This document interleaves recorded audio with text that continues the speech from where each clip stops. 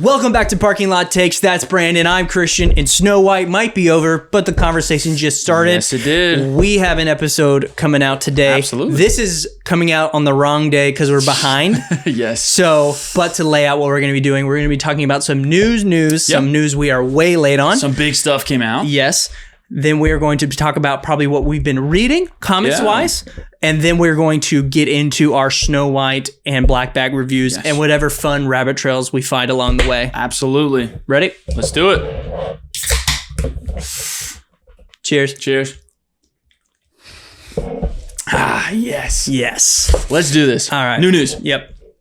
We got some big stuff this week. Yes. We got a delightful 5-hour live stream from Marvel laying out the cast of Avengers Doomsday. And they made us all of us sucker nerds, just sit there and watch every single chair. What'd you think about it?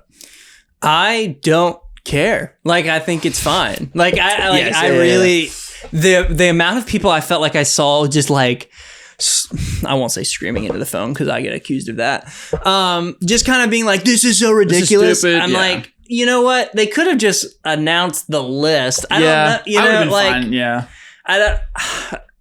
I think it's fun, especially when they got into some of the X-Men. Yeah. I was like, this is kind of cool. Yeah. I don't agree that it was stupid or to say that they're fumbling, and I think is kind of wild. Yeah, it's not like that they're fumbling on like the casting. No, like the delivery. This is how you're starting it out, and this is a bad note. I don't agree. I think, like, guys, it's just a casting list. Just might be a little impatient. I saw some people being like, "Oh wow, we learned the Avengers are in the Avengers movies," and I was like, "That's not the point. That's not the point." And also, that's just wildly untrue. Like. A lot of Fox X-Men are in this. Absolutely. Channing Tatum is in this. Yes. Which is big. Yes. Coming back. Yeah. That's huge. Yeah, because I kind of thought of it as like, I was like, okay, we're spending a lot of time on the Avengers that we know are already going to be in this, but it's to build suspense, right? To what is the next name going to be? And I think that idea is creative, and I think that's cool. And when we did finally get the X-Men, like, you've got Patrick Stewart, you're like, oh, cool, okay. Then when you see Ian McKellen, you're like, oh, shoot. Right. It's not just Patrick Stewart because we know he's in Multiverse. Like, they're bringing back more people into this. That's when it got really cool. Yeah. So, like, the idea is creative. I like it. I think people just didn't want to wait 5 hours to get the full list. Yeah, absolutely. It's just that's just what the problem was. Yeah, I think they tried. It is neat to see RDJ, though, sit down in that seat, knowing he's coming back. But it is cool. I mean, a lot of X-Men, a lot of the original X-Men are coming back. What is interesting, though, is they did omit some names. Tom Holland was not in there. Brie Larson as Captain Marvel was not in there. Some of the big ones that we kind of assumed were going to be on that list. And I think some of them, like, we know pretty well are going to be, were not on that. And I just thought that was kind of an interesting choice. I heard that Spider-Man 4 might be taking place during Doomsday. Oh, really? So I'm curious because the Russo brothers are on to do this and Secret Wars. Yes. Is this just going to be like part 1 into Secret Wars? I lean towards yes. So then, therefore, they can omit names. Like like Spider-Man doesn't have to be in this. But he is going to be in Secret Wars. I'm pretty confident. Yes. Just because of the comic. I think because we were talking, because you were joking, you were like, Andrew Garfield, like, he's going to be on this. Yeah. But I think for Doomsday, no. I think for Secret Wars, potentially. And I kind of forgot for a moment there that, like, oh, it makes more sense for some of the Spider-Man characters in these to show up in Secret Wars than it does Doomsday. Yeah. Because you said something along the lines of maybe this is just kind of the cast we're getting for Doomsday. And I was like, oh, yeah. And then they bring in more for Secret Wars. Because Secret Wars is a little bit more expansive in the story. Yeah. I think it would be cool, though, to put Spider-Man in Doomsday, but not Tom Holland. Oh. You know? Yeah. Like, and let, like, Toby or Andrew be the Spider-Man for Avengers Doomsday. I think it would be sick. And then it's kind of a reveal that, not reveal, but, you know, then Tom Holland shows up in Secret Wars. You've got their kind of dynamic if Spider-Man 4 is going to take place during like, it'd be Doomsday. the best of both worlds, right? Yes. Spider-Man 4 is going to take place during Doomsday, and Andrew or Toby is the Spider-Man for Doom. So we still get our for Avengers Spider-Man, Doomsday. Would be cool. I would be so down for something like that. That is called capitalizing on the multiverse idea. Multiverse of Madness. Oh gosh. Yeah, that's right. You know what I thought of after this casting? Ahead. You know what I thought of? I thought, dang it, Christian's going to be like, see, this is the multiverse of madness that we needed with all these X-Men characters, because this is really delivering on the multiverse. And I was like, he's not wrong if he says that. Yeah.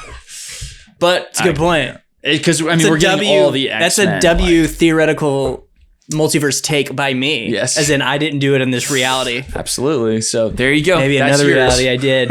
I'll claim it. I was thinking that when we were getting like more X-Men, I was like, this is crazier than Multiverse of Madness. And he's going to be like, this is what we... It's just not great. That's all right. It's not a great movie. We talked about that in length. It's okay. We can bring these things up again. I'm not ready. You want to talk about Tron? Let's talk about Tron. Let's talk about Tron. Yo, real quick. Yeah. Minecraft looks funny, bro. Dude, it does look I feel funny.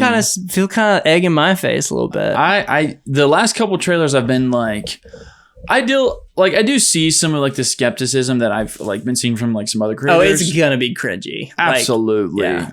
But I think if it's just fun, I'm fine. Yeah. You know what I mean? Like, I've seen a lot of people talk about what it was going to be, kind of like more animated, leaning towards like the Super Mario, and then they switched to live action, and people are like, I don't like that. And I definitely understand all of that. I think there's a really cool world where they do it very much like a Super Mario Brothers movie, and it works perfectly. But I think for this one, for what we're getting, if it's funny, if it's just entertaining, I'm completely fine. I don't need this to be the greatest animated movie I've ever seen. Yeah. I just want to go in there and just kind of have fun with it. Yeah. I think we might. Trailers for Karate Kid Legacy look dope. For what? Wait, for Karate what? Kid Legacy. Oh, yes. Yeah. The one where he like jumps on the ladder, swings, kicks off the wall. I'm like, bro, this might be so pop sick. Yes, yeah. Oh, that is a good one, yeah. I'm excited for that. But real quick, what was your favorite name you saw on the chair for that announcement? That's a good one. Probably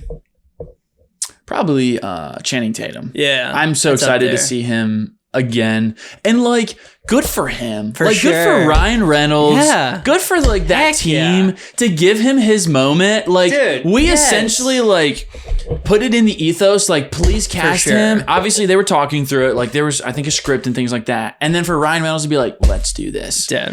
And it works so well to bring him back into this. I love it. I'm like, good for you, man. That's so cool. It's so cool. Yeah. So I was excited to see that again. That's awesome. No, I probably for me feel the same. Like, Channing Tatum's a big one. If I had to give two others, I would say James Marsden. Yes, I'm very excited about that. Yeah. And then Nightcrawler.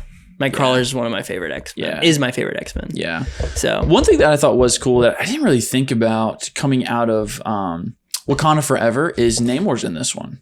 That is interesting, which is just interesting because, like, I do think he's a cool character. I think they do his kind of like powers really well in that. So I am kind of excited to see what he looks like in an Avengers movie. He's a mutant as well, so it could tie into mutant stuff. I do think. Did they establish that in Wakanda Forever? Yes. Yeah. He's a mutant. Yes. That's what the wings are. Yeah. Oh, I'm trying to remember because, like. Yeah, I think he you're is. Right. Yeah. Kamal Khan's also confirmed mutant as well. Yeah. I do think it was kind of a miss if this is the case. If we have some fun cameos in here or castings for new characters in Doomsday, to not throw some random names up there that we don't have any affiliation I thought that to too. create hype, right? Yeah, because like when we were watching it, I texted you something. I was like, I think we're gonna get a new name, and we're not gonna know or something like that. No new names. I thought that would have been so cool to look up the actor and be like, oh my gosh. Who is he playing? Is he playing Wolverine? Who is this person? Yeah. Like creating so much hype, like trying to figure out who these people are going to be playing. Which makes me think maybe they're not. That still could happen though. It could, absolutely. Yeah, they could throw out a couple more names, but maybe they don't in Doomsday. Maybe Secret Wars is how they usher in. Yeah. One thing I did hear today that I kind of thought was interesting that I wasn't thinking about recently was I was watching somebody, I can't remember who it was. So if this is your take, you can take it. But they were basically saying like, it feels like Marvel's kind of rushing to get through the multiverse stuff and then soft reboot. And I thought, interesting. That's not. I wonder if they are going to soft reboot it. I don't know if they've said anything about that. It doesn't feel that way. But I was like, I wonder if the multiverse is a way for them to soft reboot things, to kind of bring in younger actors to do some of this, X-Men, other maybe characters we've already seen before. Like, I thought that's actually kind of interesting. I could see them doing something like that. Yeah, that's cool. I'm just down for not having Kang. I just did not like. I don't like Kang in general. Like. Yeah. In any of the source material or like shows or anything like that, I've never liked Kang. I always felt like it just not over convolute, but the story just is not as tight anymore. It's so big and grand and so out there. I liked it. I don't. Like I like it in Loki. Yes. But that's tight, bro. Like that's super concise and used well. Yeah. I'm not like this when people were like, well, here's what the movies this is going to be. They're going to be fighting this Kang. And then each movie is going to be fighting a different Kang variant. I'm like, I don't know that I care that much. Yeah. But I'm happy to move away from Kang.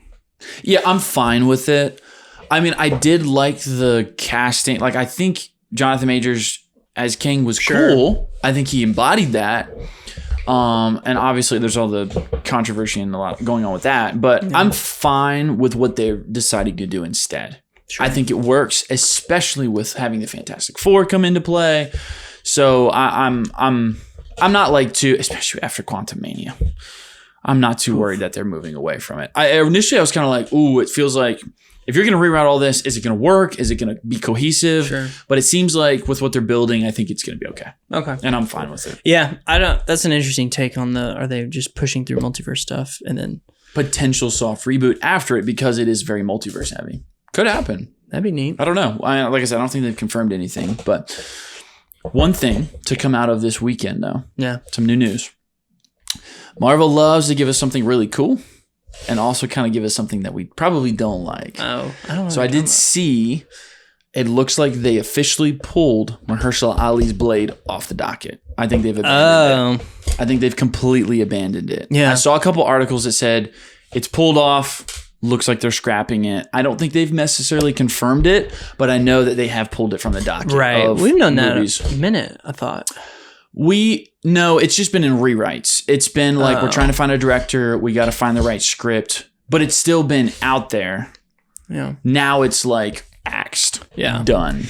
I'm not I think like I would have loved to have seen Mahershala Ali's Blade. Absolutely. But I have not of any of my, like, just through happenstance of being alive, I have random connections to people who worked on that movie. That's right. And what they said sounded super concerning. Yeah. So what we could have gotten potentially probably wasn't even going to be. Is it going to be good? Yeah. That's what they told me, as being people who were on set with Mahershala Ali and the directors. Yeah. And just telling me like, it is just tough, man. Yeah. And I just think, Marvel does the casting choices so well. And I just remember when they rolled out Mahershala Ali, I was like, this is it. Right. This is the perfect casting for it. So I saw a world where I really wanted a Blade movie. I genuinely could care less about Blade. Like I didn't really watch the Wesley Snipes ones. I watched, I think, like the first one. So I never had an attachment, but I thought this would be cool. Bring it into the MCU. And so I was like, we've been in reshoots or rewrites for so long that I kind of don't care anymore. But I do still kind of feel like it is a little disappointing not to see him in a role in the MCU, because I think he's such a good actor. Sure. And I love him in Luke Cage's Cottonmouth. So yeah, he does have some Marvel exposure. Yeah. So if anyone's curious what the reasoning is, the rumors aren't that inaccurate. Yeah. They're pretty on point. That's crazy to me. But yeah, that's one of the things that looks like kind of got axed after announcements and things like that. That is a bummer. It's a bummer. But maybe they're bringing Wesley Snipes back. And I would be Ryan Reynolds is pushing for it. All in, bro. I saw somebody say they're pushing for him to get like a Logan, like give him an old man send off. I was like, that would be wild. Like him and Toby. Yeah, like Maguire and like a Spider-Man Blade movie. Because Blade's in the Spider-Man animated show. Yeah. That would be insane. Like, oh man, in a world where they are, God, such a miss. In a world where they're hunting Morbius. Maybe. That would be so cool. Not going to happen. No, I don't want the Jared Leto Morbius, but like a new one. That'd be so sick. In the animated show, I think it was it? No, it was Blade. You're right. I almost thought it was Punisher. Punisher's when Peter mutates and Punisher tries into the spider. Yeah. That's what also terrifying as a child. I hated that. Yeah. Also, I have a crippling fear of spiders, which is so ironic. Really? Oh, absolutely. What's scary? It's a spider. Yeah, I get that, but it's like there's terrifying. A lot more on the table. I don't know. I find a great white shark the most to be the most scary thing on the planet. I don't. Have you been in the water with one? Well, no. It's awful. You have? Yes. Surfing. Oh, awful. Yes. Yeah. That's a good point. Have you ever been in a room with a spider before? Yeah, terrifying. Plenty of times. Awful, dude. All people eyes. It's just I surfed a lot with sharks. Yeah. That's just is part of it. The first great white, petrified. That's like that does send chills down my spine. Absolutely, just petrified in panic. Like I would just be too. Panic, obviously, dude. yeah. I've surfed with bull sharks, lemon sharks, whatever. And that great white was only like a 12 footer, but it was 12 footer. It was awful. Like it was just terrible. Yeah. Anyway, not a spider guy though. Yeah. I don't know why. Yeah. I just have always had interesting. That scene when he turns into the spider when I was a child was awful. I hated that. Send us a spider in the mail. Don't you dare. Like a dried up tarantula. You can eat it. Not. For the pod. All right. What have you been reading? Unless you're done. Are you done? Yeah, no, I'm good. Yeah. Okay. What are you reading? I have been trying to read more comics because you're so excited. And I'm I've read a lot of comics, but in like past years, I've read a little less, like maybe just occasionally. So the one that I was really interested in is, so DC did kind of like an event called Dark Knight's Metal. And like it sounds, it's supposed to be very grungy, very kind of like hardcore. And I was kind of always interested because it's very ingrained in Batman. Like he's a very crucial part about it. And so I have tried to avoid like spoilers, but just kind of like check it out. Have you seen stuff for The Man Who Laughs? Yeah. So that Joker. Batman Who Laughs? Is that Batman what you mean? Laughs. Yes, okay, yes. The Batman Who Laughs. So that's kind of in this story. That's how it kind of incorporates in. The Fortnite skin? Yes. I'm sorry. Oh man, comic book fans out there, please just roast this man in the comments section. I'm sorry. I didn't know who he was. I know. I'm just messing with you. He's cool. But that's like part of this story. So I was very intrigued by it. Neat. So I haven't read Dark Knight's Metal yet, but I have read Dark Days, The Road to Metal. So it's like the prequel comic essentially. Yeah. And it's basically like, I won't spoil anything per se, but there's like the synopsis is Batman has been investigating something in different like archaeological sites and just seeing these like weird signs that something is coming, like something from alternate universes or whatnot is coming. And he's trying to figure out what it is, but he knows it's bad. And so he has like Mr. Terrific, like going to alternate universes and trying to find more pieces to bring it together. And so you're kind of following Batman trying to like investigate this. He's going to other League members and like Green Lanterns and figuring some of this out. And so you're just following him through that. And it's the direct lead up. But how the prequel ends in what you kind of discover it actually is really sick. It's really sick. And I'm very excited for it. So that's what I've been reading. And so far it's been pretty good. Sweet. I'm excited to get into like the event thing specifically, like the main event. Sure. And see kind of like what the Batman Who Laughs is, because that's just very intriguing. Have you seen like what it looks like? Yeah. And like the Robins on like leashes? Mm-hmm. That's wild to me. That's hardcore. It's hot. Oh.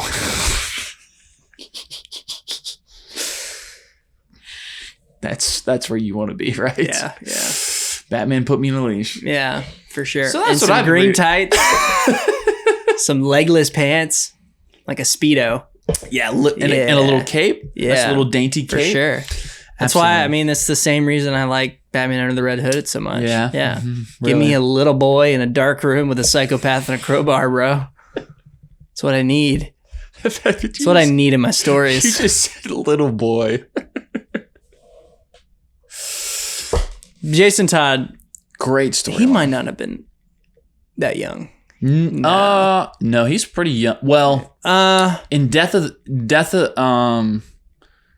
the Family, the old one, he's pretty young. Yeah, he is. He's a young and Red, that's right. Because in the movie, they don't send that. They make him like a teenager. Yes, yeah. No, but in Death in the Family, he's a child. Like it's So well, hold on. I think we're both wrong. You think so? I think we're wrong because when they resurrect him, he's not like a kid. Oh, you're right. Yeah. So maybe he's older. He is older. Yeah, he is a little older. And when I say barely older, legal. I don't think he's barely little, bound. Yes. In a Robin costume. Freshly 18. With a crowbar. I think you're right. Because when he does resurrect him, he's... I know there's time between. I am like, even though I'm just starting to read comics, I am very well versed on his story. Yeah. Because he's one of my favorite characters. Yeah. By the way. Yeah. Red Hood is the most underutilized DC property ever. In my opinion, and he's one of the coolest. Down. He is so one cool. Of my favorites. He should be the DC's Punisher. He should be the Winter Soldier and the Punisher combined in the DC universe. And the fact that they just send him off to be on a team with Starfire and Arsenal, I was gonna bring that up. Outlaws, like there are some cool stuff. There is some cool moments in there, especially with the League. But golly, so underutilized. And that's very lighthearted. It's not like brutal. No, and a huge miss. To not have him just murking bad guys, getting stuff done, I think it would be so sick if they did a line where it's following Red Hood and he's just marking off well-known Batman villains. Sure, yeah. Like Riddler executed, and Batman's trying to stop him. And he's going down a list, and he somehow connivingly gets through 4 or 5 of them before Batman can stop him. I would be so cool. Like you said, kind of to a Punisher. Yeah. I don't think there's a line out there. Maybe there is, but no, not that I haven't found one. No, I've gone through all of them. Yeah. The comic historian went through that's right. all 8 hours. Mm-hmm. So no, there's nothing, and it's just so underutilized because I was talking to Christian Marvin, shout him out about it, and he was like, I don't know, the Red Hood, he's cool, but Nightwing has better stories, and I'm like, he's totally right. Red Hood has nothing. They don't do much with him. No, it's shocking. Yeah. I think he's vastly interesting. Yeah. Very cool. His psychology and character development is just very interesting. It's so interesting. Absolutely. And unused, and it's all there, and he gets to have those interesting conversations. Yeah. I think there's a cool world where Batman's I don't agree. Yeah. But I'm not going to say your weight doesn't work. Yes. Yeah. It'd almost be the Daredevil Punisher dialogue between Batman and the Red Hood. Yeah. It's a huge miss, man. It's a perfect character to deal with. Yeah. And you know what? It's so beautiful. At any time, they could decide to pick this up and do it. Absolutely. Yeah. So I'm calling my shot. I want it. Please make this happen. I want a 20-issue or a 14-issue run of Red Hood checking names off lists. Yeah. All over the place. Yeah. Gotham, all over the place. Yeah. Go to Bloodhaven, just across our known Batman adjacent cities and just start marking people off. Yeah. Dude. Yeah. That would be sick. Yes. We're going to sign our fan petition. Yes. We need it. That would be sick. It's so unused, bro. It is, they just kind of threw him off to the side. They did. Yeah. They made one of the coolest origin stories for a character to have motivation and just did nothing with it. Yeah. Now his stuff with Roz is really cool, I think. Yes. Yeah. And the way they use him, because they do a prequel run where they like tell the story in between being resurrected and and all of that's really cool. Yeah, where they're like trying to like rehabilitate him. Yes, and I think that's cool. And it's honestly, I like in my head had a like, how would I write this Red Hood movie before I ever picked up like a comic or did any source material? And what I like came up with was super close to what they did. Yeah, that's so cool. I felt pretty cool. Validated. Yeah, but yeah, he comes across basically he's like with the League. Yeah, and then he comes across the League is working with human traffickers, and it like breaks him. He's like, nope, we're done. Done. Yeah. So that's super cool. But yeah, I have taken a side journey from my DC Marvel reads, and there was something I remember a lot of people talking about, and it was accessible to me, so I picked it up and I read this. The Last Ronin. Fantastic graphic novel. Yes. It's so good. What do you think about this? Is my favorite comic book. Oh, that you've read so far. This is it. This is it. Wow. You are a big TMNT fan. I'm a huge TMNT fan. And so I'll tell you, did not like that bringing that into it.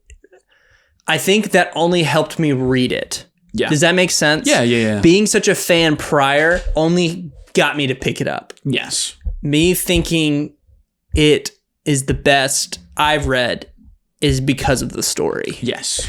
Gosh, it's so good. I had to go buy it, and I did because it made me cry at the end. That ending is pretty emotional. It is such a good ending when he wakes up and all his brothers are there. Oh, it's so good, dude. Oh my god. But it's a beautiful story. It really is. I mean, it's about brothers and you know, brotherhood and being like a worthy successor and justice and justice, revenge, being this is for you, being worthy, being a faithful son. Yeah. It's very complex. It's emotional. It's deep. It's not just like a surface level, which is fine. Fun TMNT story. Yeah. It's like there's some layers to this. Doesn't pull its punches. Yeah. No, not at all. At all. Man, it's so good. I wish I had thought about it before you, because knowing you, this is made for you essentially. Like, that's so cool. Why do you say that? I think just because like I've heard you talk enough about Teenage Mutant Ninja Turtles, and I think the style of the story a little bit grittier, a little bit more intense, I think just blends that together for you to find something that you think is really cool. Yeah. And you love it. Oh, it's so good. And it is a classic story. I mean, it's definitely considered, I think, to be one of the best, or if not the best, Teenage Mutant Ninja Turtles comic. Oh, hands down. But also one of the best, just like across comic book. Like if you're talking about comic books in general, people are going to bring this one up pretty often. God, it's so good. The art is good. Donnie fight right here. You can't really see. It's gritty. It's good. It's emotional. I love it. I need to go back and read it. I read it in high school and remember it being like, oh my gosh, I like Teenage Mutant Ninja Turtles a lot. Yeah. But this is what I wanted. Man, I'm excited for the game. Dude, the game. But I hope it's good. It's going on the wall. It's gonna go right here once we get a nice little shelf for it. Is that gonna be the number one spot? This is the number one comic spot. I am gonna actively try to dethrone it. Okay. I'm open to that. That's not like not in like a bad way. No, like I just like I'm gonna see if I can. You're gonna send me something that I love. That's even better. Dang it! Screw you. If I can think of something, I'll shoot you a recommendation. We can talk about it and see if you dethrone. We've gotten a lot of recommendations. We need to read some of those, because we got some interesting ones. Yeah. On social media. So there's too much to read through. We've kind of hit like there's so much recommendations at this point. I don't know if I can get quite through all of that yet. It's a cool problem to have, but it's not like it's just one. It's like we had like 15, 17 recommendations for like lines, like runs. Yes. So what's really cool, flip side of that is people are reading some of the comics that we recommended. Like Batman Court of Owls. Yes. I think that's sick. Wild. For people to go out and buy because of what we said. Right. That's such a Based on what I said, someone went and bought a comic book. That's awesome. I'm also way underqualified. Like, I've read... They're like, this guy must be an expert. I know. Like, that was the third comic book I've read. Yeah. But I can confirm, having read many comic book novels. I'm not even the most well-versed. I could not probably hold my own with like a avid comic book reader. But I have read A lot. Like I've read quite a few. More DC than Marvel. But I just think it's so cool for someone to be like, dude, I just picked it up, went on Amazon and bought it. I'm gonna read it because of what you guys said. No, that's I'm like, so that's sick. so cool. Comics are cool, man. Dude, I'm bummed it took me this long. Yeah. I know. Be excited though, because you have so much good stuff to get through. I know. It's pretty sick. Yeah. Real quick before we do Snow White. Yeah. I have a fun segment for you. Okay. Real quick. All right, I'm ready. So I've got 5 actors' names here. Okay. Yeah. You are going to rank them. I'm going to read them one at a time. You can blind rank? Not a blind rank because you can move them. Okay. Well, you can say where you think, but then you can move it. Okay. You know what I mean? Yeah. So not a blind rank. I thought you were about to give me blind rank these actresses. Yeah, no. Based on appearance. Not actresses. Ready? I'm joking. So the subject, so basically 5 names. 5 names. I want you to rank these 5 actors in order of how upset you would be if Audrey left you for them. This is great. How upset I would be if Audrey left me for them. Yes. I'm ready. Because obviously there's some in here you'd be like, I just can't even argue. I'm honestly jealous. I would leave her for it. I know. That's funny. So. Okay. Yeah, I'm ready for this. Ready? Number 1 is Austin Butler. Not from Dune 2. This is like this is Elvis. How Austin looks. Oh my gosh. I wouldn't blame her. I mean, that man just saying sweet nothings. Like, that voice. Come on. Okay, I'd probably put that at like my 2 spot. 2? Wow. I think you can move it. It's not a huge deal. Yeah, you want to go 2? I put that in my 2 spot. All right, I mean, how can I blame her? Yeah, for sure. Yeah. All right. Brad Pitt. Pissed. You'd be real mad? I'd be pissed. That's 1. That's... Oh, wait. Let me make sure I'm ranking this right. Number 1 is how upset. Okay, yeah. Austin Butler would be 4. Yeah. Austin Butler would be 4. Brad Pitt would be 2. Why? He's old. Why? He's old. Yeah. He's not even that suave. Like, he is in the movies, but in his interviews, not so much. Like, come on, man. He's old. Between Two Ferns? No, not. I've seen the show, but I haven't seen raw sex appeal. Really? No. He spits gum in Zach Galifianakis' face. Oh, that's gross. Yeah, I would not understand it. I mean, Ocean's 11? You don't even understand. You wouldn't even understand it? No. Okay, fair. I like Brad Pitt. I don't see the sex appeal. Have you... I'm sorry. Have you seen the picture of him driving the motorcycle one-handed? No. Okay, well, hang on. I just don't like... Okay, yes, he's a really good-looking guy. Sure. Clearly. I mean, A-list actor. I love Brad Pitt. I think he's fantastic. But I just like have always been kind of... I don't know. Like, I've always just been like, he's not the most attractive guy in Hollywood, but some people think he is. So I wouldn't... Hot. Is that from Case of Benjamin Button? Oh, no. He's older than that. Shoot, he looks good. I know. Hot. All right, he pulls up in the motorcycle. Shoot. Not on the motorcycle. He rolls up. 3. All right. No, you can keep him at 4. You'd be really upset. Overall, I would be pretty upset at 4. All right, 4. All right, next one. Henry Cavill.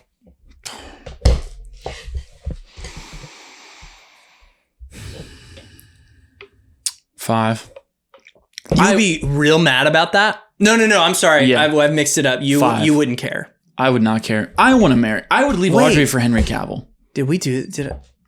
Are we off? 1 is the most upset. Yes. Right. I would not be upset with Henry Cavill. Okay. Right. I understand it completely. And you had Austin Butler at 4? Yes. And then you put Brad Pitt at 3 or 2? 2. All right, 2. Okay. So Brad Pitt, I'd be pretty upset at 2. Yeah. Henry Cavill at 5, dude, I would leave Audrey for this man. Least upset. I can't imagine. Like, if he walked in the door, I'd pack my bags. All right, yeah. There's no way. That's fine. Love Henry Cavill. Yeah. Am I about to glaze Henry Cavill? He's the perfect blend of good looking and nerdy and like, what is there not to love about this man? Absolutely. Like, I mean, if I was a woman and I saw Henry Cavill, absolute crush. Except in Argyle. Ooh, can we pretend like Argyle didn't happen? That's the Henry Cavill I want right there. Mustache, freaking cock in his arms, dude. When he takes me to bed, I want him to... I want him in Geralt with the long hair, shirtless. My boxers would hit the floor and there'd be an audible, like... You want him to cock his arms over you in the bed. Oh, gosh. Whew, is it hot in here? Oh, my God. I'm sweating.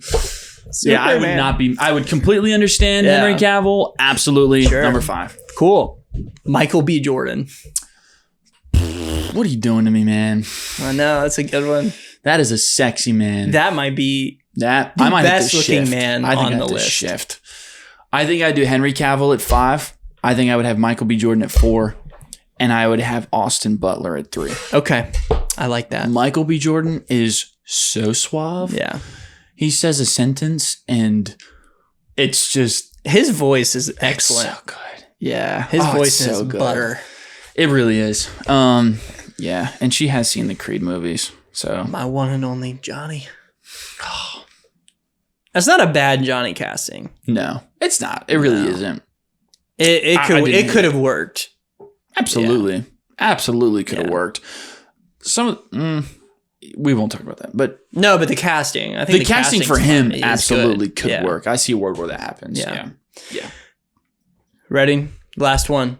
So how confident do you feel like about what you got going on right now? If I've got, Michael B. Jordan and Henry Cavill, like in my least upset, like you're gonna hit me with one. Like it's gonna be interesting. I'm gonna hit you with one, but I can't. It's gonna be my one spot. I think you're set up nice. Okay, I've tried to play it safe. Yeah, like I think it's a no brainer. All right, Michael Cera.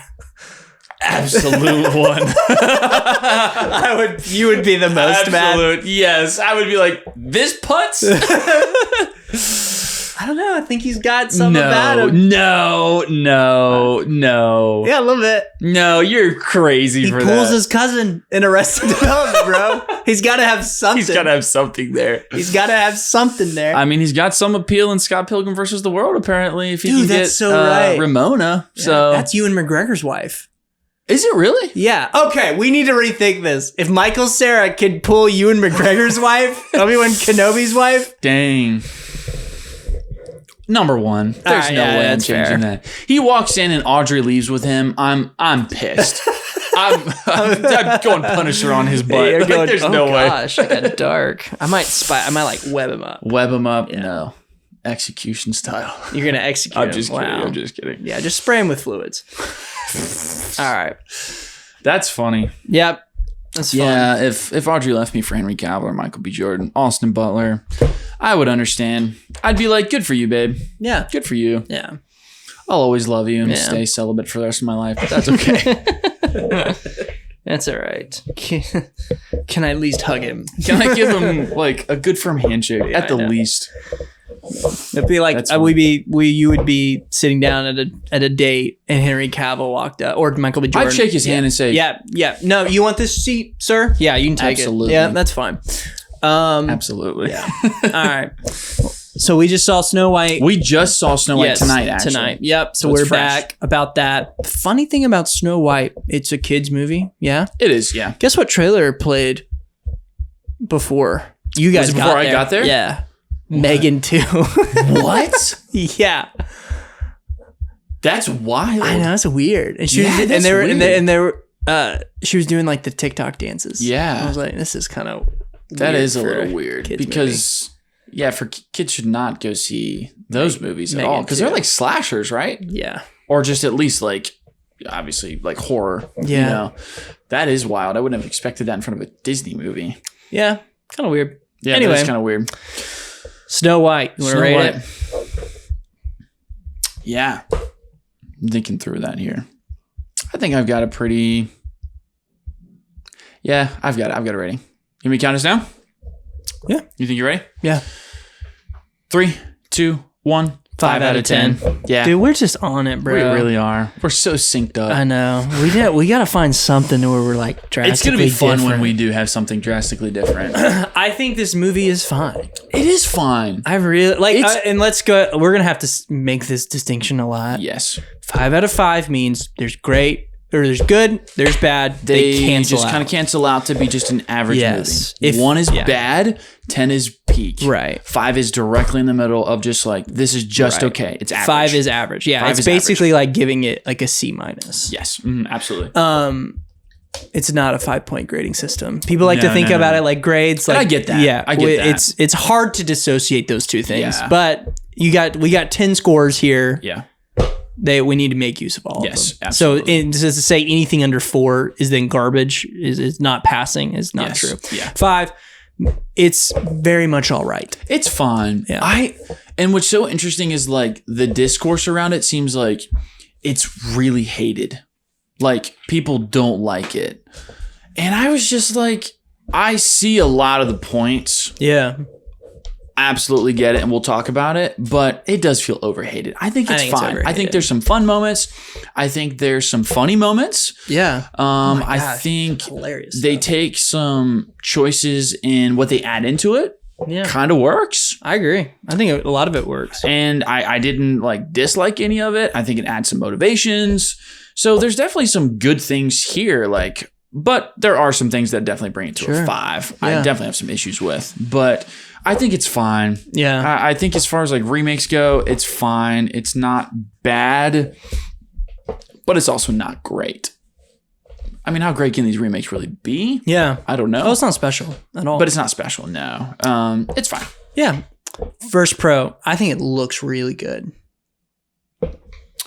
I think like the stuff in the forest and like the set design for the dwarves the house set is design, yes, really good. I think all the dwarf house stuff is really good. Something I did notice is sometimes it feels like it's very much in a set, like it feels very closed in. The stuff like at the castle, yes. Stuff at the castle, the stuff outside of the dwarf's house, it kind of feels like it's very boxed in, like you're just sitting on kind of like a theater set essentially, which is not bad, but you kind of feel it just feels a little closed in to me. It's filmed in an actual forest. Is it really? Yeah. Then I feel like the way they shot it cinematography wise just feels a little closed in. There's just a couple shots, and maybe it's because of like how they have it placed. There's like a clear like end to it of like the set that they've set up. And I think maybe that's just what makes it feel that way. But if it is shot in a forest, I mean, I can't really. Some of it is. And it's obvious I'm sure it's not. Some of it, yeah. I think it looks good though. What do you think about the dwarves? I have something I want to say on that. Yeah, other than it being just a tone deaf choice. Yeah.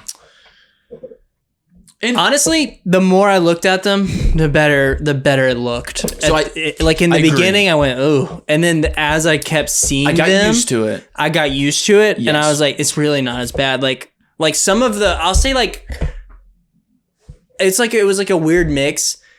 Sometimes like they would be I felt like I was really impressed when they were next to people. Like actual actors, I went, wow, it does look when good. It's just them on screen, it feels a little... Right, but when it was next, I'm like, wow, that does look good. Yeah. Like that looks pretty good. That looks as good as it could be. Yeah. I don't think it could be better than what it is.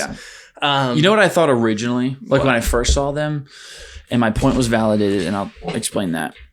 I thought the first time I saw them, I thought this is just a better version of like what they did in Polar Express. Have you seen Polar Express? Yeah, I've had that. That's what I thought too. It feels like Polar Express. Yeah. I think other people think that too. I was actually watching a review from a guy I watched, Christian Harloff, and he said the exact same thing. He was like, it feels like Polar Express. I was like, that's so validating, because that's what I thought originally. But as I did watch the movie, I got used to it and it didn't bother me anymore. Like I kind of forgot about it. Like once we have Snow White interacting with them a lot, it just kind of went away. I wasn't thinking about it anymore. Completely used to it. So I would say they look good. It really is an interesting choice to have CGI dwarves and then an actual actor who has dwarfism in the same movie. I think that's a very interesting choice.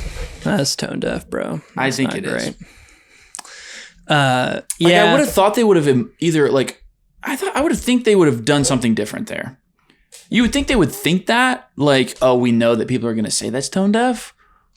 Maybe we're off. I don't know. Maybe I am off. I thought it was kind of a crazy choice. I think so too, especially having them in the same scene together. Like I thought maybe this is like them trying to correct that, but it could be. I tried not to read into it too much, right. But I definitely like thought when we first saw one, I was like, oh, that's just interesting. Sure. That they would choose to do that. Yeah. But some of the big changes in the movie, I think a lot of them work. Like this is like, I'll praise the movie for this. Are we going to get into spoilers here? No. I just want to be sure. Yeah. No. Changing the story to where like, and this works because I remember with the casting, people were like, Gal Gadot's supposed to be jealous of this, like, what the heck? Yeah. But it works because in this, she is not fairer than Snow White is not fairer than the queen because she's more beautiful than the queen. It's because her compassion and kindness that makes her fairer. And it's something the queen will never have and never be able to accomplish. Yeah. I love that. Like, I think that works way better. Yeah. And I think that's a great change. Yeah. Mm-hmm. Versus it just being, Snow White is just more beautiful than her. She gets old enough now. She's more beautiful than the queen. I love the fact that it's like, no, because of her acts of kindness, she's now more fair than you. Yes, because they talk about inner beauty. I love that. I think it does work. I think that works great. I think it's a great change. Like, that's a fine change. I think that's a very good change. Yeah. I agree. Another, obviously the Prince Charming story is a little different here. I was really scared. Yeah. They were doing Robin Hood. Yeah, I thought about that too. It sounds so much like Robin Hood. I'm like, oh no, they're gonna work this. They're not gonna do this, but they don't. But I think it's like, I get the complaints for sure. Yeah.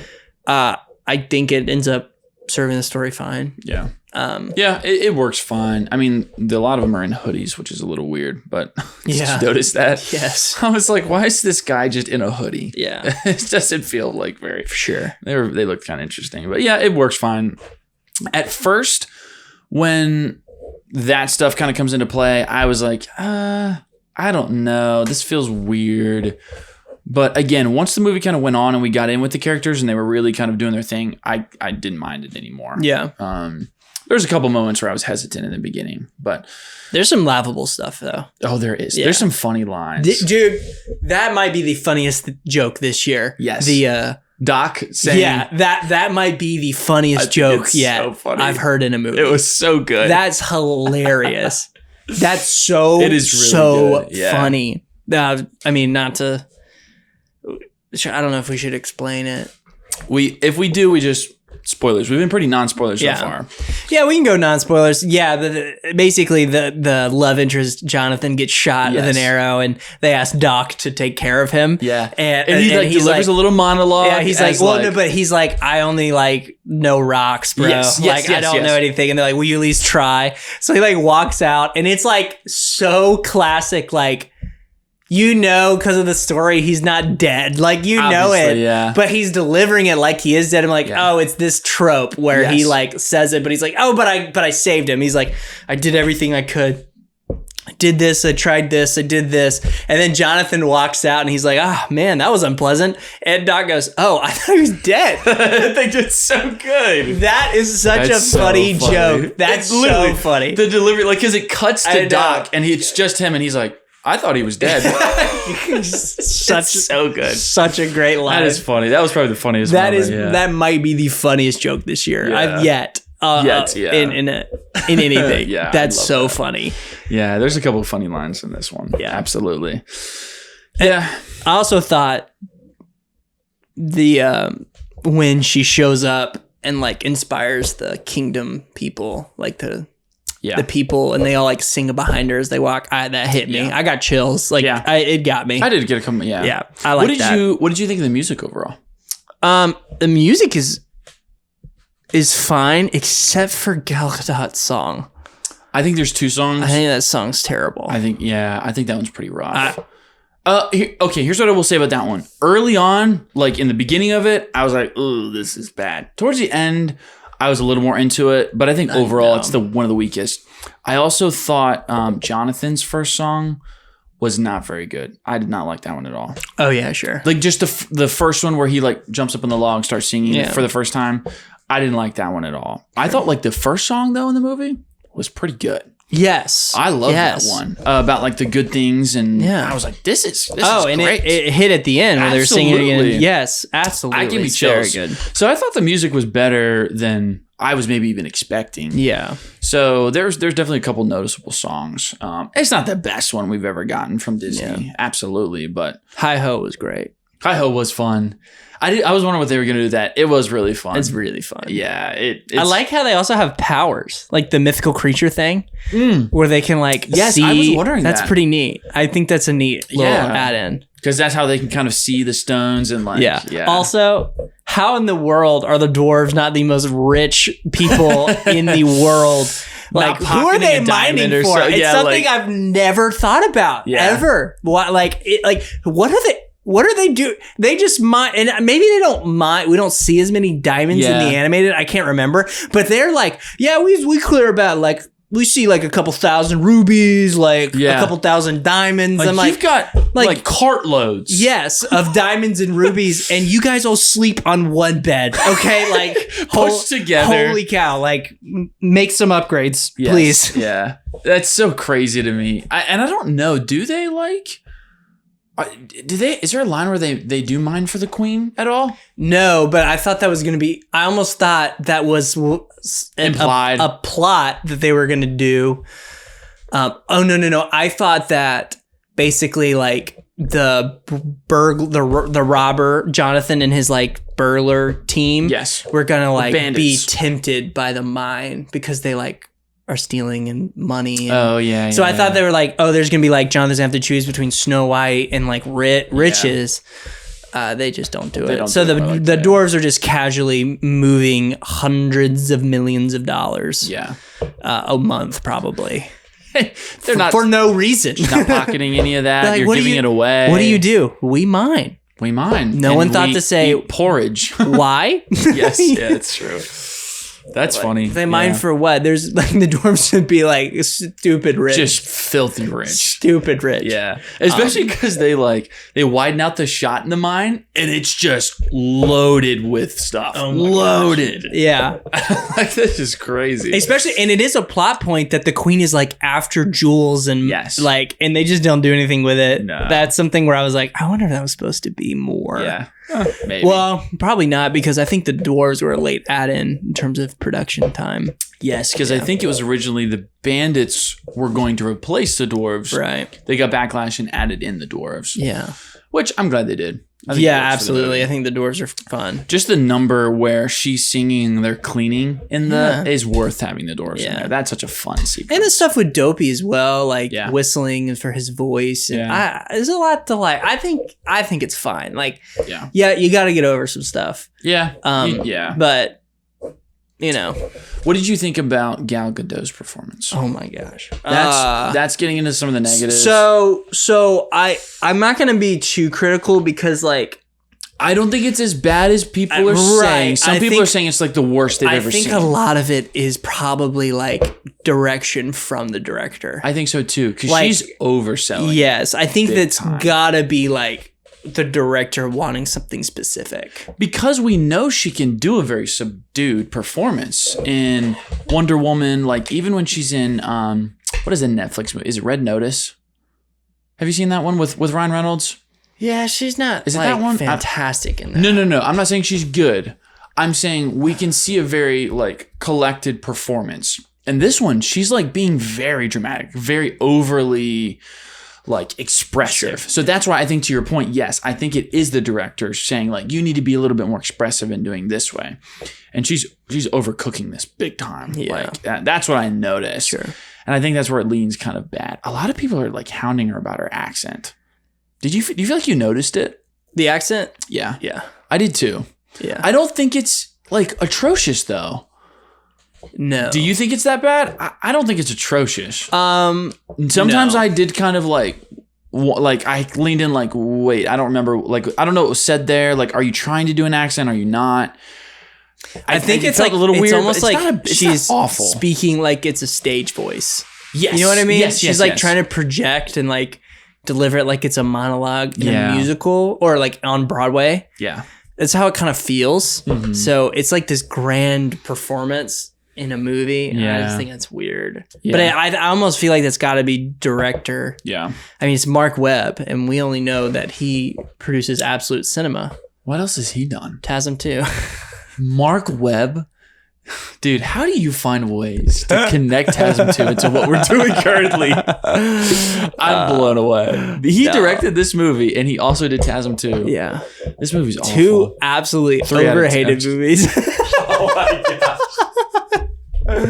Snow White, TASM 2. Man. So overhated. My man just delivers overhated bangers, apparently. Yeah. Jeez. I don't agree with that at all. Yeah. I'll clip it. People will.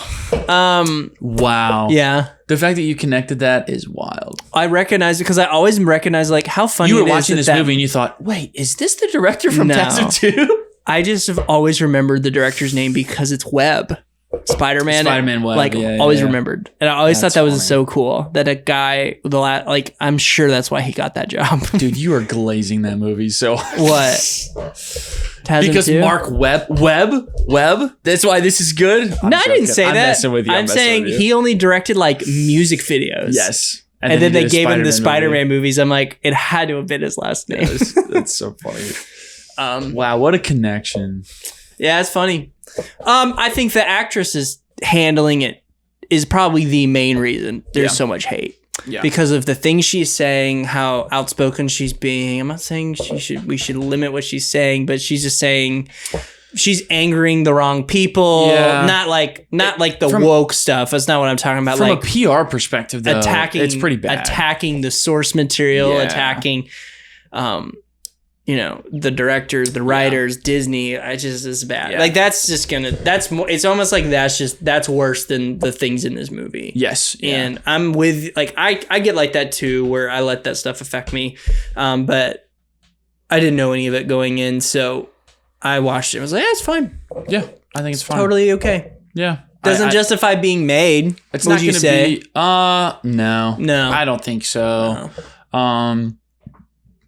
Yeah, that's a good point. I don't think it justifies being made. The acting is all over the place. Sometimes even the main actress who plays Snow White, her line delivery and acting would be, I would say, bad. And then it would be really, really good. I think she delivers well when the singing, because she has a beautiful voice. Yeah, but like those moments are really good. But I think moments between her and Dobby and I think are good. Like, and then there's this weird like exposition dump stuff where that stuff isn't good. Like, there's a couple lines delivery. Between her and Jonathan too, there's a couple that feel kind of off. They're looking for me. I can't be caught. It's a little overdone. But the singing stuff, I think that's where she shines, which we know because she did. What did she do? She did the other one with Ansel Elgort. Is it In the Heights? No, that's not it. It's another theatrical play. Oh yeah. Anyway, Fault in Our Stars. No. Baby Driver? No. It was recent. Steven Spielberg. Divergent. No. Is Ansel Elgort in Divergent? No. Oh, okay. You just throwing things out there. I can't remember. I think he might be. He might be. No, I don't think he is. She did another musical in the last couple years. I can't remember the name of it, and she did a really good job in that one. Cool. It's a very classic play. So I think she shines. We know she can sing. She's incredible at that, but it's fine. Yeah. I think it's fine. Overhated, absolutely. It's like, how does it rank for movies you've seen this year? It's definitely under Novocaine and Mickey 17 for me. So it's above Brave New World though. Yeah, I would say it's right above Brave New World. And that's on a list of 5 or 6 movies that we've seen, or 4 We are going to get flamed for that. Yeah, probably. Oh, well. I think purely on the fact that Brave New World is not net positive. Like, it doesn't even break even. The bad is so bad.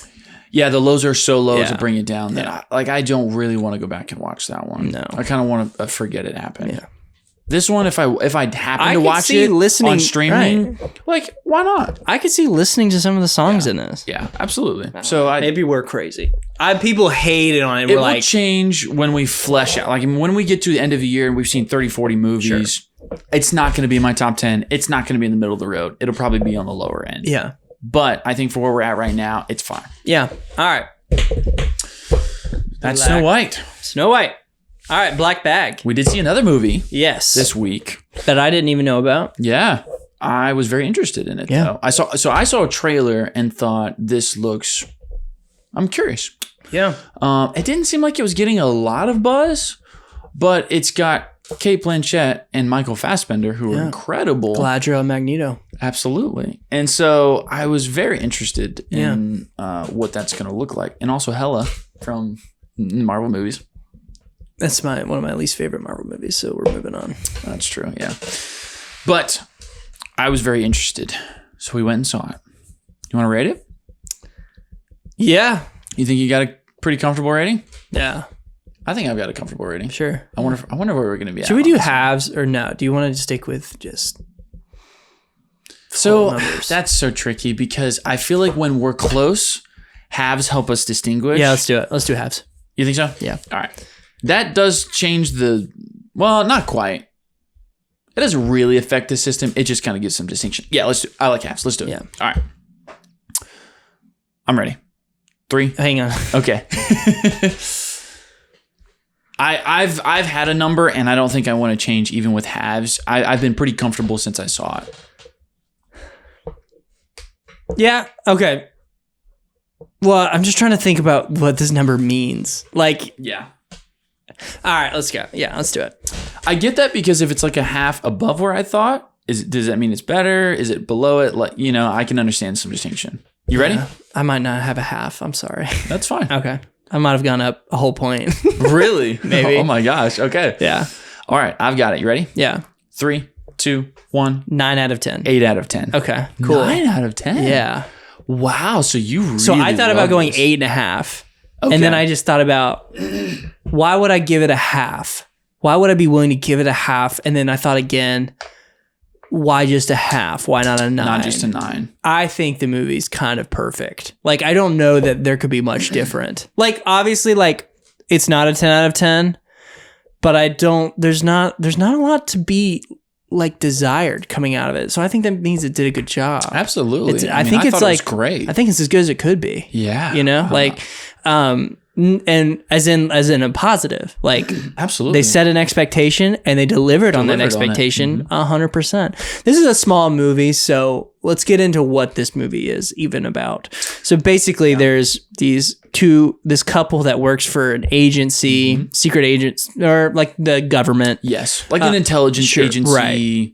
CIA, but the MI6, something like that. And there are things that they're not allowed to tell anybody about their job. And it's called, basically, if you cannot tell somebody what you're doing or something about your job, they say, black bag. Black bag, which means like it falls in the pit of what we do in the intelligence agency. I can't talk about it. That's why it's called Black Bag. This is a story about basically Michael Fassbender finding out that there is a traitor. Yes. And in the intelligence organization, and one of the suspects is his wife. So he has to investigate his wife. Yes. So already pretty interesting. Absolutely. Interesting plot. I mean, putting a couple together. Yeah, that's what was very curious to me. And this is the director that did Ocean's 11 as well. Yes. And I didn't know that going in, but I leaned to you and I was like, is Steven Soderbergh? Like, I think he did Ocean's 11 because this feels very Ocean's 11. It feels like his within movie. Like an hour. I was wondering because I thought that very quickly. I was like, the music, the tone, the dialogue, the storyline kind of like weaving is very Ocean's 11. And then it was confirmed. It feels very much like his movie in the best way possible. Absolutely, I loved it. I thought it was great. I think it was great. Blast. I think the only thing that kind of brought it down just slightly for me, just slightly, is I felt like a couple of the performances I don't think any of them were bad. I think there was just a couple moments that were just kind of like a little weird, like specifically between, and I don't remember characters' names, but so there's essentially 2 other couples with them. Sure. The couple with the young girl and the older guy. Yeah. I thought just a little bit of what they did felt a little, I'm trying to think of the word, a little forced and just a little off kilter, not having any previous context. Like they jumped right into kind of this conflict between them. And initially I was a little like, I think there's context that I don't have that I just am going to have to buy into. And once it got going, I was fine and I bought into it and it was okay. But just initially I felt like there's not a lot here and it just felt a little strange to me. Do you understand? You know what I mean? No, you don't think so? I really don't. None of that.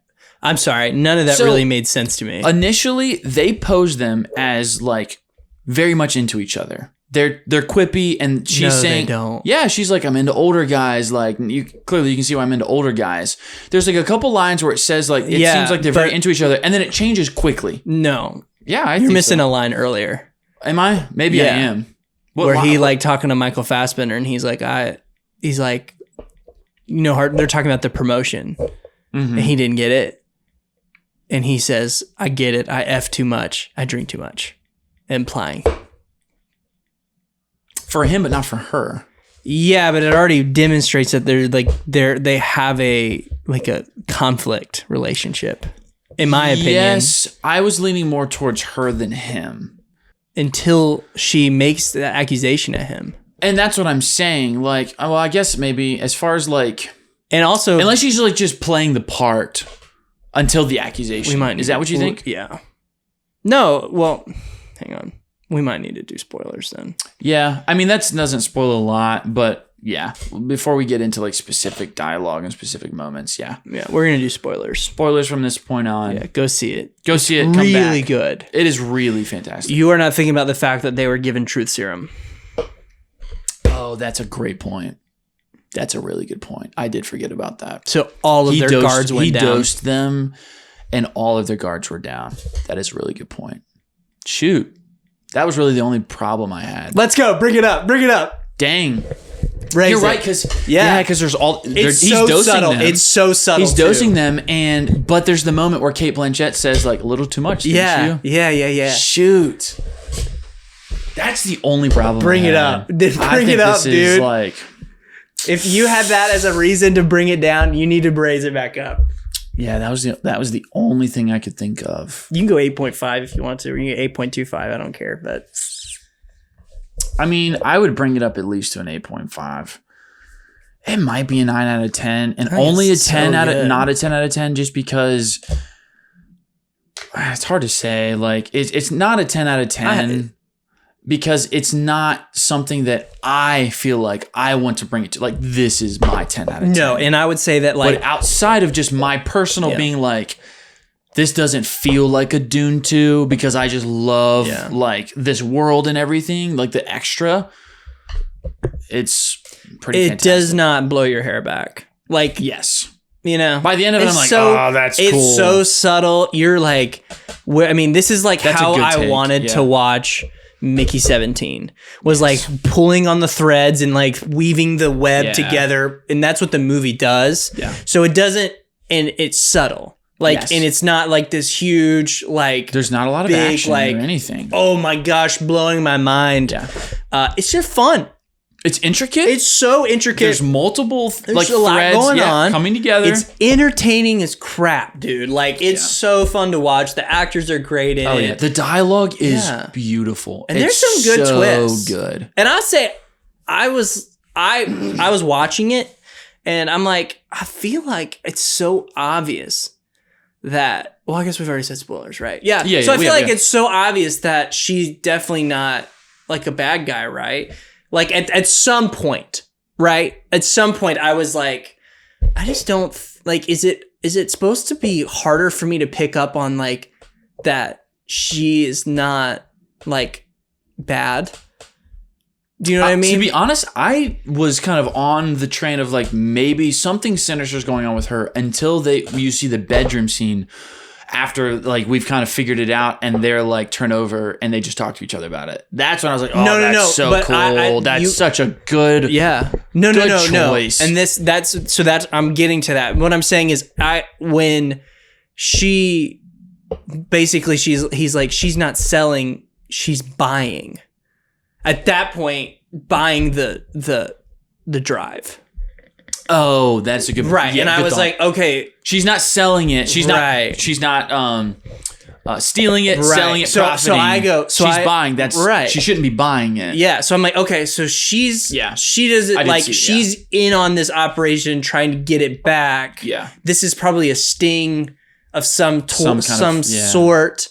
What I did not see coming from anywhere was like the setting up Michael Fassbender part to take the fall for like the satellite stuff. Yeah. And that's when I started being like, this is good. This is so subtle, bro. It's so subtle. It's excellent storytelling. Absolutely. Excellent writing. Yeah. It's not grandiose. The world's at stake. It's something so small, but it's so cool and contained. And he does the director and writer just does such a great job knocking these dominoes down in a way you don't expect. Absolutely. Thank you. Like, very fun. That's why I said 9 out of 10, because I'm like, the twists are good. Yeah. They're not like these tropey big twists, blow your brain, like blow your mind. It's just like this little shift in the story, and it's like everything else makes sense. Absolutely. I love that. When it all comes together. And so what I really loved was it opens essentially with a dinner party and it ends with a dinner party. That's so good. And the contrast of the dinner party initially brings up all these elements, right? All these things, these threads. And then the last dinner party, I think, it's not like a big twist. It's just this elegant, just kind of the dominoes have fallen, everything comes together. And just by the time the movie ends, it's just like, that's so satisfying. Yeah. It's perfect just to come together. When Kate, like, oh my gosh, when she goes, I didn't tell you guys the name of the game. The game's called Who Picks Up the Gun First. Oh, it's so good. Sick. Oh my gosh. That's so sick, dude. Oh, that's so good. Oh, that's such a good line. Oh my gosh, I love that. And then like the rug's different. Why is the rug different? Dude, that's a great subtle moment. Yes. Of her noticing why is the rug different. Yeah, that's I love so that. great because they expect something to happen. Like that's just insane. Like I love it. Yeah, there's a lot of very subtle dialogue moments. I love the stuff with the therapist. I thought that was very interesting. Her kind of connection to all of them, like working through all of that. I thought that was great. Michael Fassbender, though, can we just talk about his performance? It's so good. It's so calculated. He plays this type of role really well. Have you seen The Killer? Yeah. Very similar role. Yeah. And I think he just embodies that. It's so good. Like all the moments where, because he's like clearly very clean, proper, pristine. Yeah. Like, did you notice in the beginning he's doing the dishes and something gets on his and he goes, I need to change. I think moments like that is just it's so subtle, it's very quick, but it just tells you that the writer is taking such good care of this character and writing someone that's complex. It's not just one dimensional. And little things like that throughout this entire thing for all of the characters, really. Yeah. It's so good. Can we also talk about like just beautifully executing on things you're setting up? Like the whole movie, they talk about like, you know, Michael Fassbender's character is like famous for polygraph. Like he's the guy, you know, like you can't lie in front of him. Yeah. It's so cool. And like that was when he actually gets the people on the polygraph. Oh, it's so satisfying. And and like the questions from my perspective, I'm like, this is telling me a lot right now. Yeah. Like this is like serving me as an audience member, and I see how it's serving him. And then there's like you're with him figuring it out. And then there's questions like, well, why is he asking that? And I'm trying to pull the threads. I love that. Yeah. Love that. Like, it's just like boom. It's just it's so good. I can 9 out of 10 easy, bro. Like I'm thinking about it, I'm like 8 out of 10 is too low. 9 out of 10 is so good. I guess 9 out of 10 out of 10 because it's not like deserving of being up here. Yeah. But I think that take is good. It doesn't blow your hair back like really, but it's just there's a reason you haven't heard about it, right? It's, like but go see it. It's so good. It's so worth the watch. My favorite movie to come out this year, obviously from Scores. Just from Scores. It's number one. It has to be, yeah. Oh, that's so There's a lot to come out. Oh, yeah. But we'll see. We've only seen 6 movies this year. Something like that. So we need to watch some of the Netflix ones. I thought about that. Yeah, Electric State. There's a couple other ones. But yeah, number one. That's an easy number one. It is. That's going to be like... I was so surprised. Like, it's definitely beatable. Like F1, Superman... there's more. Gosh, what was in our most anticipated? I would love for Fantastic Four too. I just don't think it's going to happen. F1 will be a contender. There's going to be some movies probably that come out too that we don't know about yet. Yeah. That are really good stories. Yeah. That could put it, above this, but Amateur. the Amateur. I'm looking forward to that. I'm looking forward to it. Interesting. Now seeing Black Bag though, I think it would be tough to beat Black Bag. I agree. Because it feels like a similar story, if that makes sense. Just Warfare. Warfare could be one. Yeah. Warfare's looking We're really seeing that good. early potentially. Yes, absolutely. Exciting. I'm so excited. What made me exciting was I watched one guy, he said it was probably the most visceral theater experience he's ever had. And I'm like, that's exactly what I want to hear if I'm watching a war movie. For sure.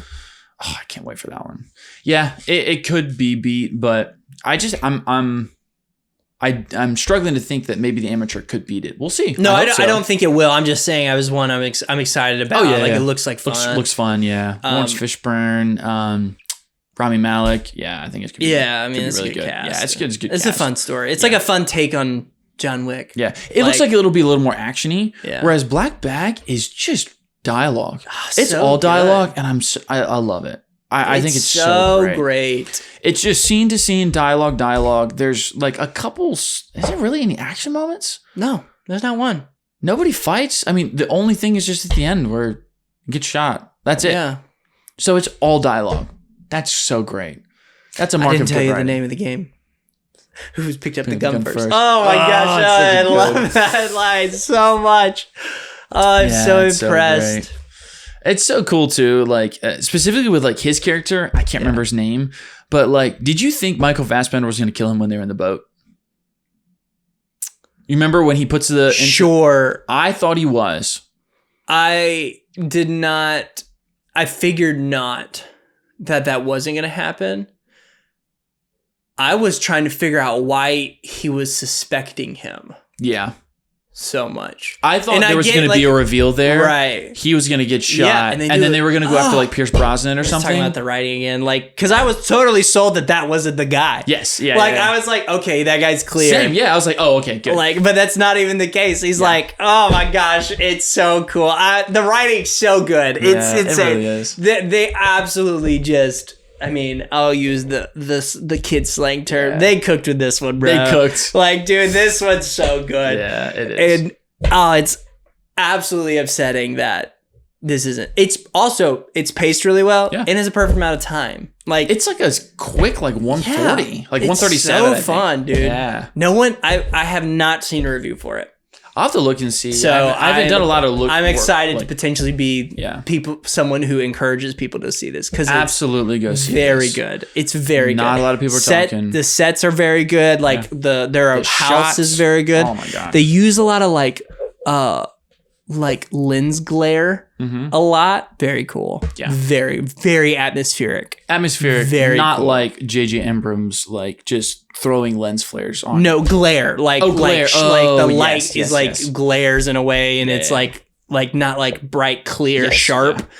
Yeah. It's like soft. Yeah. Very atmospheric. Yeah. Very good. Absolutely. Very good. This is a good one. Yeah. Check this one out. Absolutely. It's so good. And I would say see it in the theaters. Just sit through I mean, I don't think you have to. You don't have to. But I would say if it's out right now, go see it. Give it some love. Give it some support. Because it is a very satisfying experience. What a film. What a film. What a film. What a film, dude. Dude. I love it. That's so good. It is good. I'm glad that I feel like Mickey 17 was so disappointing. I'm glad to like watch one in theaters and just be like, oh, that's what I wanted out of Mickey 17. Absolutely. But that's my fault. Like, that's on me. You know, like that was the expectation I had on Mickey 17, and that's just not the movie it was. Yeah. But like that satisfied that itch. Absolutely. I loved it. It's a good one. Sweet, man. Yeah. Saw some Snow White. Saw some Black Bag. Yeah. Very different. Yeah. Black Bag's good. Go see that one. Go see that one. Yeah. If you had to choose between two of them, go see Black Bag. Go see Black Bag for sure. Sweet. That's our thoughts, man. Yeah. Anything else we want to cover? I think we're pretty good. No. I think we're chilling. We got Minecraft next week. We do got Minecraft next week. Are we premiering that? I think so. Thursday? Yeah, I want to do it. Cool. Get some tickets. See it opening night. Yeah. There's no one in the theaters right now. That shocked me a little bit. Yeah. I think there's a case that this could be like a #1 box office movie. This is the biggest just video because game it's Minecraft ever. Yeah. Like most copies sold ever. Yes. So I can't imagine it doesn't make money, even if it's bad. It's gonna make money. It's gonna make so much money, I think. We'll see, unless people just really don't like the trailers. But the first trailer does not like do a good job. No, but the recent ones do. Yeah. They give you some more atmosphere. They make it a little more fun. Yeah. For sure. Yeah. Because we saw one in the theaters tonight, and I was like, this is fun. Yeah. The more I watch the trailers, like the more I see, I'm like, this looks pretty fun. Yeah. So we'll see that next Thursday. Drop a review. I am excited for it. We'll see. Yeah, it'll be a good one. Well, Daredevil Tuesday. Daredevil on Tuesday. Then we'll see Minecraft. So I'll be looking for those. Please subscribe to our YouTube.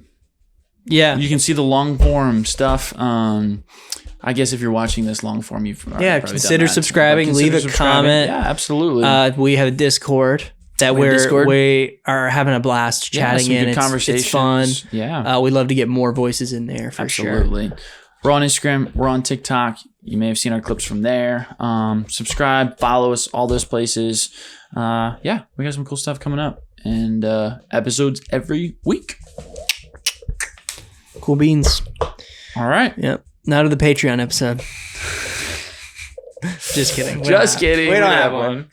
That would be fun though. Yeah. Maybe one day. I could see wanting to do like a watch party or watch something parties, but also doing like a special Patreon episode. Yes.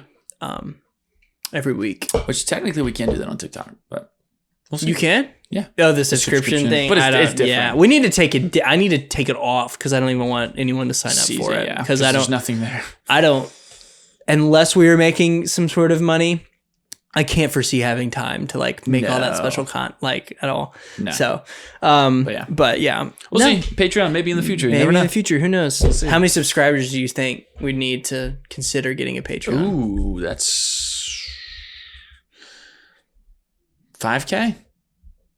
You want to say 5? Yeah, I think that's solid. Do you think it's high or low? From what maybe you were thinking. I think that's a great number. I mean, I was thinking maybe 1,000. Yeah. But I think 1,000 is too low. Well, I agree, but the amount of community we've already built with 80. True. At 1,000, I'd imagine we'd have a solid community of people. Yeah, that's a good point. I would really like to because if we only had even just a couple hundred people who are engaged at that level, Patreon could make sense. Yeah. For sure. I would love to hand off really, we're already getting to know some really cool people. Yeah. And I would love to hand off some of the Discord administration stuff to them. Yeah. And then maybe just us focus on Patreon stuff. Yes. Yeah. But yeah, that's such a pipe dream thing. Yeah. But hey, I don't know. We've already hit some pipe dreams. We have. Yeah. So take that there, baby. There's a reason we have hats, and it's not because we're fanboys. Yes, absolutely. Yeah. It's actually a cool reason. Yeah. Very cool. But yeah. Never know. We'll see. Yeah. All right. Sweet. That's our thoughts, man. That's a wrap. All right. That's a wrap.